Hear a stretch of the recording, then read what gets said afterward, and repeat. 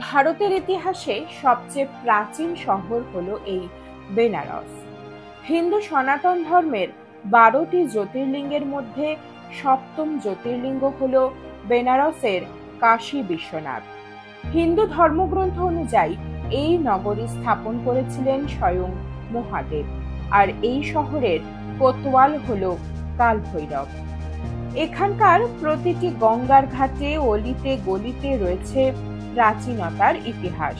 সাধারণত সবাই বেনারসে আসে কাশী বিশ্বনাথ দর্শন করতে, দশাশ্বমেধ ঘাটে সন্ধ্যা আরতি দেখতে, আর এখানকার বিভিন্ন রকম স্ট্রিট ফুডের স্বাদ গ্রহণ করতে। আসলে বেনারস কোনো দেখার জায়গা নয়, উপলব্ধি করার জায়গা। তো আপনারা যদি এখানে আসবেন ভাবেন, তো কিভাবে আসবেন, কত টাকাই বা খরচ পড়বে, এখানে কদিন থাকবেন, কিভাবে বাবা বিশ্বনাথ মন্দির দর্শন করবেন, বাবা বিশ্বনাথ মন্দিরের আশেপাশে কি কি ঘুরে দেখবেন, সমস্ত তথ্যই থাকছে এই পর্বে। ভিডিওটা শেষ পর্যন্ত দেখার অনুরোধ রইল। চ্যানেলে নতুন হলে সাবস্ক্রাইব করে পাশে থাকবেন।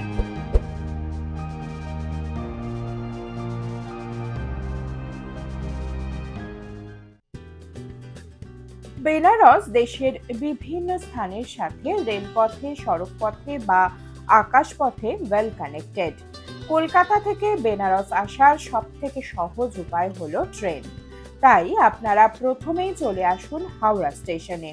হাওড়া স্টেশন থেকে প্রতিদিন দুটো ট্রেন ছাড়ে। প্রথমটি হলো 12333 বিভূতি এক্সপ্রেস, যেটি সন্ধে 7:55 ছাড়ে হাওড়া থেকে।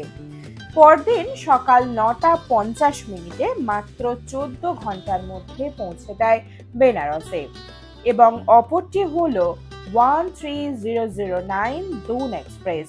এটি সন্ধে 8:25 হাওড়া থেকে ছেড়ে পরদিন সকাল 11টাতে বেনারসে পৌঁছে যায়। এখানে আপনাদের বিশেষভাবে বলে রাখি, এই বেনারসে কাশী, বারাণসী জংশন ও বেনারস নামে 3টি আলাদা আলাদা স্টেশন আছে। আপনাদের কিন্তু বেনারস জংশনে নামতে হবে। আমরা বিভূতি বা দুনে টিকিট না পাওয়ায় আমরা কলকাতা স্টেশন থেকে নেতাজি এক্সপ্রেস ধরে দীনদয়াল উপাধ্যায় স্টেশনে নেমে গাড়ি নিয়ে বেনারস পৌঁছাই। যদি আপনারা বিভূতি বা দুন এক্সপ্রেসের টিকিট না পান, তাহলে দীনদয়াল উপাধ্যায় হয়েও বেনারস পৌঁছে যেতে পারেন। স্টেশন থেকে বাইরে বেরিয়েই অটো বা 4 হুইলার পেয়ে যাবেন। স্টেশন থেকে গির্জা মোড় বা গোধুলিয়া চকের উদ্দেশ্যে আপনারা গাড়ি ভাড়া করে নিতে পারেন।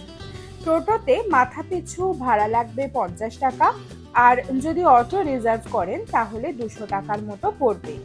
অধিকাংশ মানুষই দশাশ্বমেধ ঘাটের ধারে কাছে বা মন্দিরের আশেপাশে থাকতে চান। তো অটো আপনাদের গির্জাঘর বা গোধুলিয়া চকে নামিয়ে দেবে। এরপর রাস্তার নো এন্ট্রি থাকায় আপনাদের লাগেজ নিয়ে পায়ে হেঁটেই হোটেল পর্যন্ত যেতে হবে।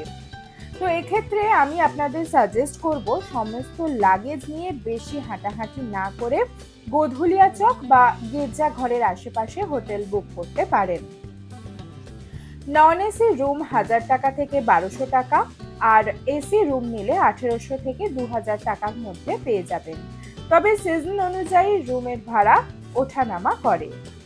বেনারসে সব থেকে পিক সিজন হলো অক্টোবর থেকে মার্চ মাস পর্যন্ত, কিন্তু সারা বছরই এখানে পর্যটকদের আনাগোনা লেগেই থাকে।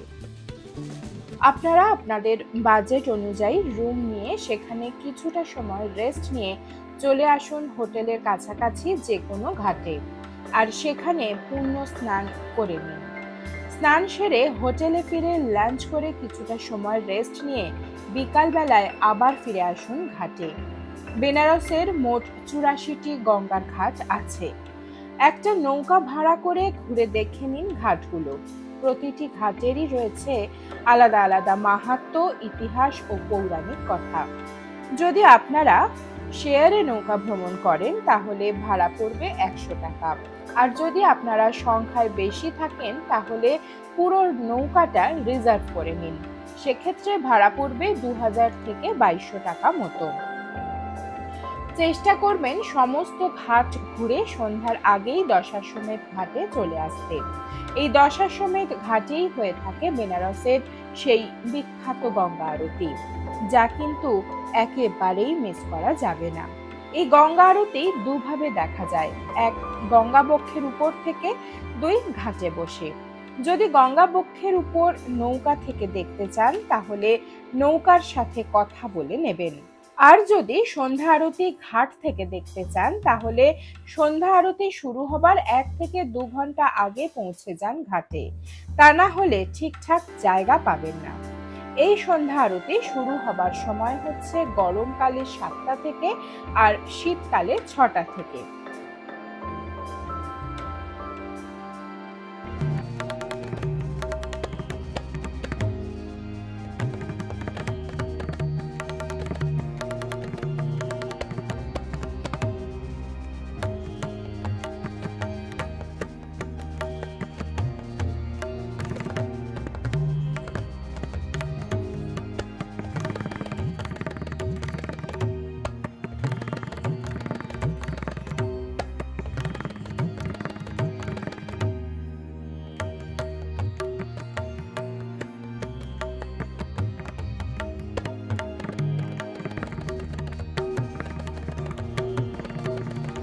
সন্ধ্যা আরতির কিছুটা দৃশ্য আপনাদের সামনে তুলে ধরলাম।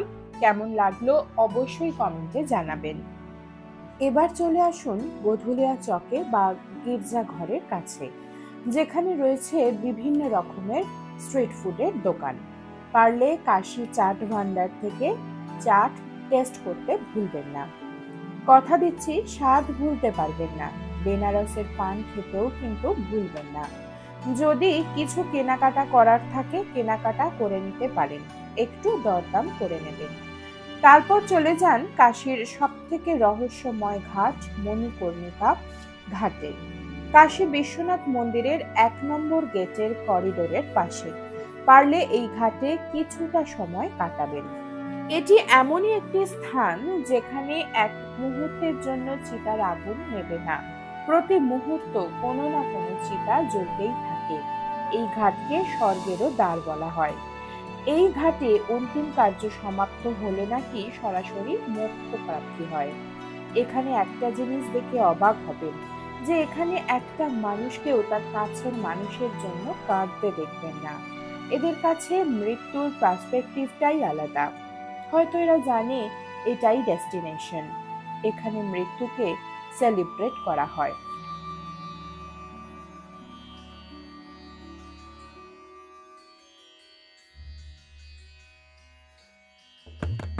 দ্বিতীয় দিন সকাল সকাল চলে যান কাশী বিশ্বনাথ মন্দিরে পুজো দিতে। এখানে আপনারা দুভাবে পুজো দিতে পারবেন, এক ফ্রিতে অর্থাৎ সাধারণ দর্শন, অপরটি সুগম দর্শনের মাধ্যমে। সাধারণ দর্শনের জন্য মন্দিরে 4টি গেট রয়েছে, যে কোনো একটি গেট দিয়ে পুজো দিতে পারবেন। তবে আমি আপনাদের সাজেস্ট করব মন্দিরের 1 নম্বর গেট দিয়ে পুজো দেওয়ার জন্য। এই 1 নম্বর গেটটি গঙ্গার ধারে অবস্থিত। আপনারা হোটেল থেকে বেরিয়ে গঙ্গার ঘাট ধরে চলে আসুন মণিকর্ণিকা ঘাটের পাশে নবনির্মিত করিডোরে অর্থাৎ 1 নম্বর গেটে, যেখান থেকে আপনারা মন্দিরে প্রবেশ করে পুজো দেবেন। আর যদি আপনারা চান সুগম দর্শনের মাধ্যমে পুজো দিতে তাহলে মাথা পিছু 250 টাকার একটা টিকিট কেটে নিতে হবে। এই সুগম দর্শনে কোনো লাইন দিতে হয় না, সাথে একজন পুরোহিত থাকবে।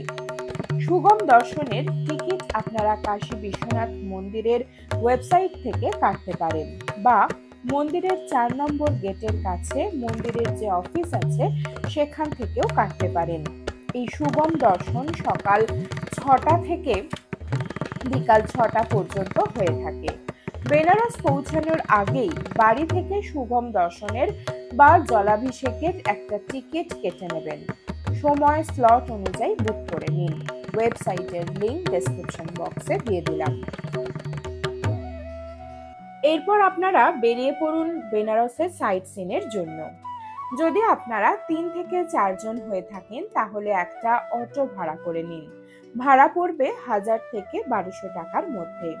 আর যদি 4 হুইলার বুক করে ঘুরতে চান তাহলে 2000 থেকে 2200 টাকার মতো ভাড়া পড়বে। এই রেট সিজন অনুযায়ী ওঠানামা করে থাকে, আর একটু দরদাম করে নেবেন। টোটাল সাইট সিন করতে 6 থেকে 7 ঘন্টার মতো সময় লাগবে। সাইট সিনের গাড়ি আপনারা গির্জাঘর বা গধুলিয়া চক থেকে পেয়ে যাবেন। প্রথমেই আপনারা চলে যান দুর্গা মাতার মন্দিরে। এটি একটি অষ্টাদশ শতকের মন্দির। মন্দিরের ভিতর ফটোগ্রাফি বা ভিডিওগ্রাফি অ্যালাউ নেই, তাই ভিতরটা ঘুরে দেখাতে পারলাম না, কিন্তু দুর্গা মাতার মূর্তিটি অপরূপ সুন্দর। দুর্গা মন্দিরের একদমই পাশে রয়েছে তুলসী মানস মন্দির। এই জায়গাতে বসেই ষোড়শ শতাব্দীতে তুলসীদাস রামচরিতমানস রচনা করেছিলেন। মন্দিরের দেওয়ালে পুরো রামচরিতমানস লেখা রয়েছে। এখান থেকে আমরা যাব সংকটমোচন মন্দিরে। চলুন আবার দেখা হচ্ছে গিয়ে সংকটমোচন মন্দিরে। এরপর দেখে নিন সংকটমোচন মন্দির, অর্থাৎ হনুমানজির মন্দির। এই মন্দিরে প্রবেশের পূর্বে মোবাইল ক্যামেরা জমা দিয়ে তবেই প্রবেশ করতে পারবেন। কাছেই রয়েছে ভগবান শিবের আর এক মন্দির, মণি মন্দির, যেখানে আপনারা দর্শন করতে পারবেন 150টি শিবলিঙ্গ।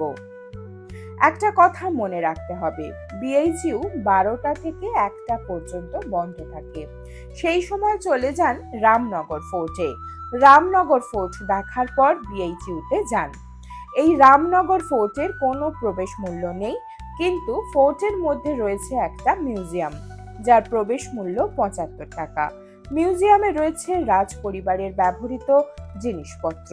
1750 সালে রাজা বলবন্ত সিং কিন্তু তার বসবাসের জন্য এই রামনগর ফোর্ট বা তার বাসস্থান বা নিবাস যাই বলেন তৈরি করেন।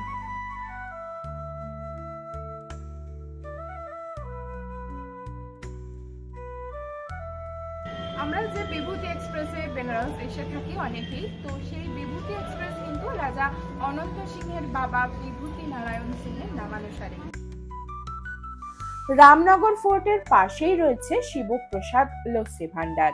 পারলে একবার লস্যি খাবেন এখান থেকে, কথা দিচ্ছি লস্যির স্বাদ কোনো দিনও ভুলতে পারবেন না। রামনগর ফোর্টের কাছেই রয়েছে বিএইচইউ, অর্থাৎ বেনারস হিন্দু ইউনিভার্সিটি। 1916 সালে মদন মোহন মালব্য এই ইউনিভার্সিটিটি তৈরি করেন এবং 1370 একর জায়গা জুড়ে অবস্থিত। এই বিএইচইউ এশিয়ার সবচেয়ে বড় আবাসিক ইউনিভার্সিটি। এই ক্যাম্পাসেই রয়েছে শ্রী বিশ্বনাথ মন্দির, একবার ঘুরে দেখে নিন। তো এই পেছনে বিশ্বনাথ মন্দিরের গেট, আমরা এখান থেকে বেরিয়ে এসেছি এক্ষুনি। আর ভিতরে খুব সুন্দর মন্দিরটা, ভীষণ সুন্দর, আর আপনাদের সঙ্গে দেখাতে পারলে খুব ভালো হতো। তো যাই হোক, কিছু করার নেই, আপনারা যখন আসবেন হাতে সময় থাকলে অবশ্যই মন্দিরটা ঘুরে দেখবেন, ভালো লাগবে। বিএইচইউ থেকে এবার চলে আসুন সারনাথে, যা বৌদ্ধ ধর্মের এক অন্যতম পবিত্র স্থান। এখানে প্রবেশ করেই প্রথমে দেখতে পাবেন একটি 80 ফুট উচ্চতা বিশিষ্ট একটি গৌতম বুদ্ধের মূর্তি। তার ঠিক পাশেই রয়েছে একটি বোধি বৃক্ষ, যেখানে বসে গৌতম বুদ্ধ প্রথম 5 জন শিষ্যের মধ্যে বৌদ্ধ ধর্ম প্রচার করেছিলেন। এই কম্পাউন্ডে রয়েছে একটি বৌদ্ধ টেম্পল, যা থাইল্যান্ড সরকার দ্বারা নির্মিত। রয়েছে একটি অশোক স্তম্ভের প্রতিলিপি। এরপর আপনারা দেখে নিতে পারেন সারনাথ মিউজিয়াম, যার টিকিট মূল্য 5 টাকা, কিন্তু ভিতরে ফটোগ্রাফি বা ভিডিওগ্রাফি অ্যালাউ নেই।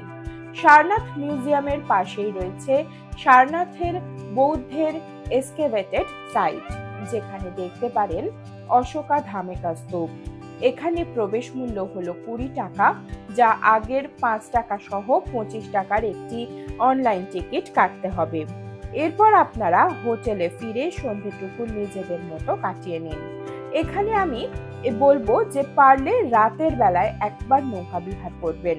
গঙ্গার উপর থেকে গঙ্গার ঘাটগুলো দেখতে এত অপূর্ব লাগে, তা আপনারা ভিডিওতে দেখতেই পাচ্ছেন।